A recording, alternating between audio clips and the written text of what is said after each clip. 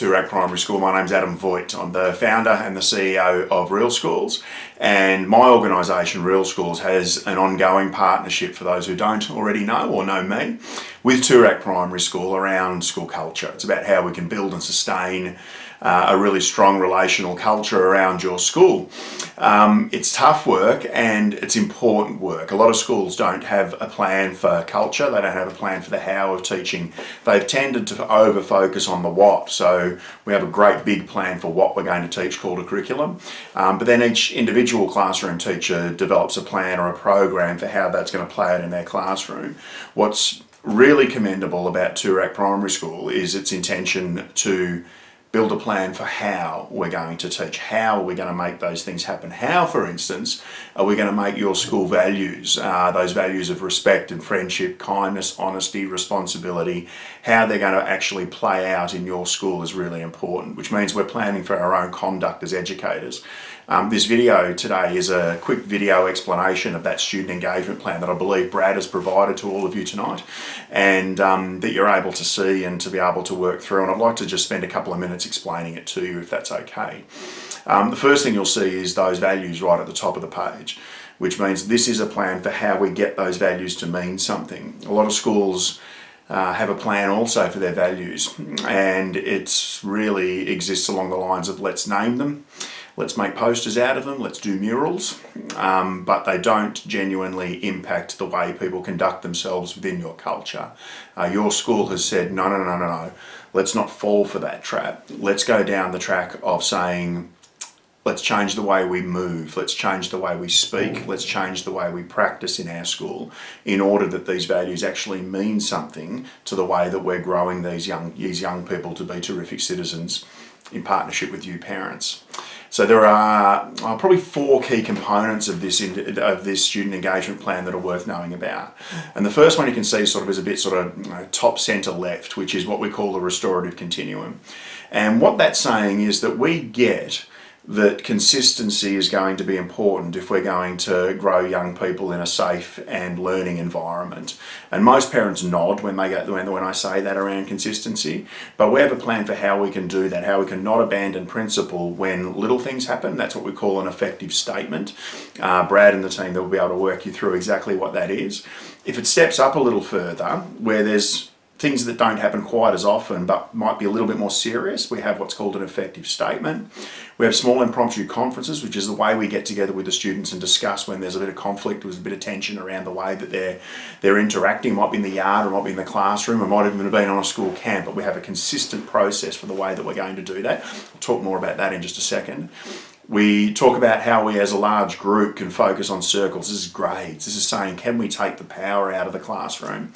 Can we abandon, this is one of the things that's different about restorative practices, can we abandon that old school authoritarian teacher at the front of the room and position ourselves as educators differently? Can we position ourselves as being authoritative? So the teacher still runs the show.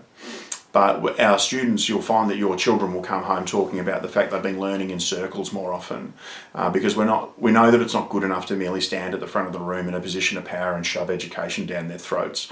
We need to get them working on it together, and circles do that really effectively. And then the last part of that is formal conferencing, which means we're ready if something serious does happen, because let's be honest, it could. Several hundred young people whose brains aren't finished yet, all sorts of diverse challenges across a contemporary primary school. Something could happen, and we're going to be prepared for that. If it does happen, and we need to get serious about it, we've got a way of working through that should something at that suspension level type behaviour happen. So it's really important that you understand that we're prepared around all levels, the things that happen regularly and that are really small, both positive and negative. And we're not going to abandon principle all the way through to the most serious ones. And we think that's how we can achieve consistency. Another way we can achieve consistency is that right at the bottom of the plan, we can see some restorative questions there.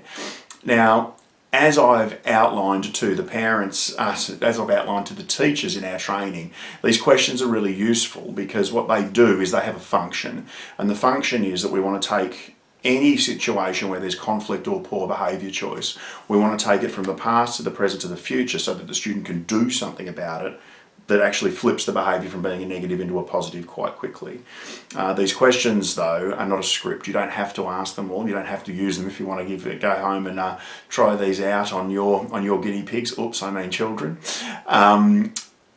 Anytime you ask questions that quickly takes the situation from, hey, what was that all about, to how do you think that's made certain people around you feel, and then what's your plan for fixing that mess up, you're doing a restorative thing, which is fabulous.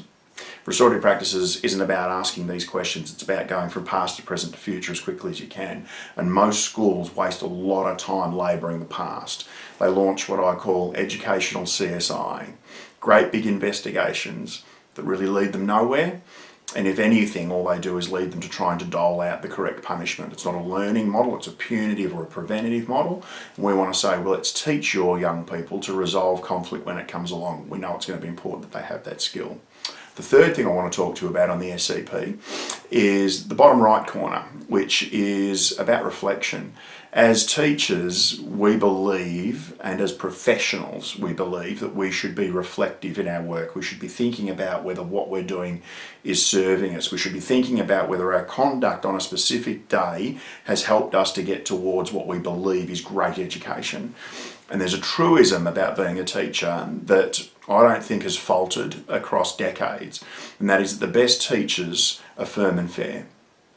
And so this model allows us to think about what does it look like if we get firm and fair right? What does it look like if we slip? What does it look like if we have to move? So for instance, there are times when safety means that we can't do so much fair stuff, we just have to survive it. I might have to do something to you, like use that big loud teacher voice and send you from the room. And it could even be something as serious as a suspension if that were the case, if it was a really serious thing and the leaders of the school determined that the harm level was incredibly strong, incredibly severe or extreme. And it might be that there are times when we do things for the students because we should. There may be a death in their family. But the ambition, whether we slip or whether something meant that we had to leave what we call the with box there, where firmness and fairness is incredibly high, the ambition's always the same. Get back there. In a time appropriate and explicit and intentional way, get back to a condition where there's firmness and fairness in play. And what you'll see on the right hand side, and this is the fourth part of the SEP, are some specifically tailored dot points for Toorak Primary School. Now these dot points are the commitments that the leaders and the staff of the school have made to the way that they're going to practice. You'll see a couple in there that might have you scratch your head for a moment. You might think, that wasn't my experience when I was at school. And you should lean on the school. You should have conversations so that you can make sense of those. An example of that is there's a commitment in there that says that we're going to be consistent about process but not outcome.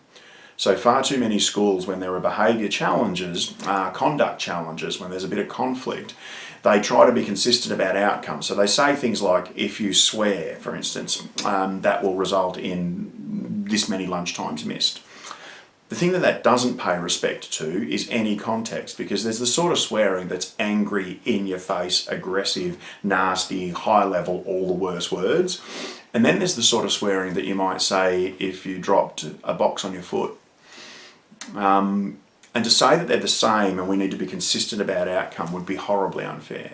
So we pay full respect to that by saying instead of being consistent about outcome, we're consistent about process. And as parents, you should ask that of the school. You should demand that of the school. But you should know that we're not going to be consistent about outcome. Every behaviour occurs within a completely different context, but you can know that we're going to be challenging the students about past, present, future. What happened there? How do you think that has impacted other people? And what do you think you need to do to make things right again? One of the things you'll also see there that might be a bit different is we say that we release our teachers to deal with student conflict issues as a first response, which means that instead of a student getting handballed up to an assistant principal or a principal if they do the wrong thing, going to a position of authority where they either typically and traditionally have either roared at a student or given them time to calm down, we're saying that our first response where we can is to have that assistant principal or principal show up at the room and say to the teacher, would you like me to watch these students for 5 minutes so that you can fix the relational issue? It's not about saying that the relational issue is the teacher's fault. It is about saying, though, that if there is a relationship issue and there's some conflict between a teacher and a student, let them work it out. Build the skill of our teachers to be able to do that and thereby build the skill of your young people, your kids, to be able to do that.